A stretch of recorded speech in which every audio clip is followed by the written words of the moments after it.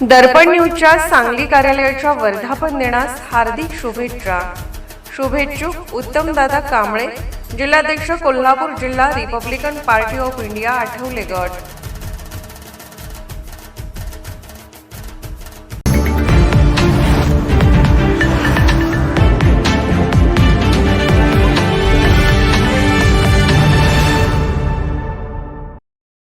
मागील 2 वर्षात सार्वजनिक बांधकाम विभागाकडून 50 ते 54 या लेखा शीर्षाखाली मंजूर करण्यात आलेली कामे राज्यातील ठेकेदारांनी पूर्ण करून त्याची बिले संबंधित विभागीय कार्यालयाकडे सादर केली आहेत. काही कामे अद्याप प्रगतीपथावर असतानाही अपुऱ्या निधीमुळे ठेकेदारांना केवळ तुटपुंजी रक्कम देण्यात आली आहे.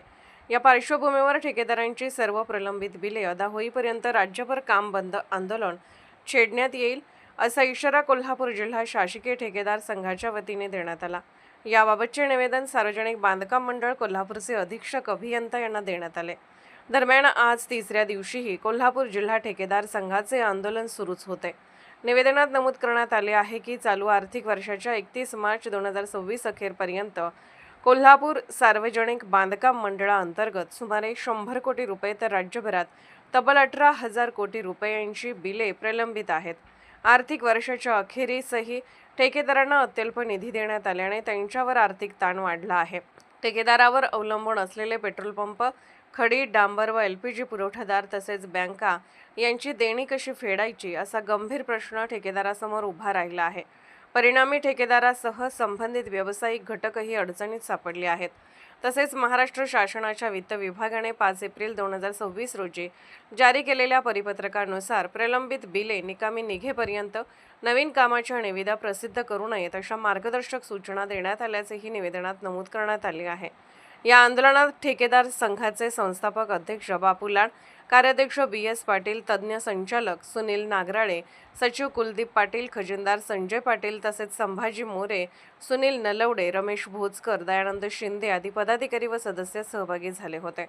कोल्हापूरहून दर्पण न्यूजसाठी अनिल पाटील. साधारण सरकारने निवडणुकीच्या तोंडावर प्रचंड अशी निधीच्या उपलब्ध न करता कामे काढली होती आणि ती कामं कॉन्ट्रॅक्टरांनी निवडणुकीमुळं पुरी करून बसलेली आहेत. आणि निवडणूक झाली, सगळं झालं, सरकार पण आपलं आलं आहे. आम्ही बी सरकार निवडून आणण्यात आम्ही फार मोठं मोलाचं सहकार्य हे ठेकेदारच आहे. एवढं असतानासुद्धा आज 23, 24, 25, 26 4 वर्ष झालं सरकार आमच्याकडं अजिबात गांभीर्यानं बघणं झालं आहे. आणि आमचा कॉन्ट्रॅक्टर आत्ता तरी कोल्हापूर जिल्ह्यात 1 आत्महत्या, बाहेर 1 आत्महत्या, अशा 2 आत्महत्या झाल्यात. आत्ता तरी आमचे सगळे ठेकेदार आत्महत्या करण्याच्या मार्गावर आहेत.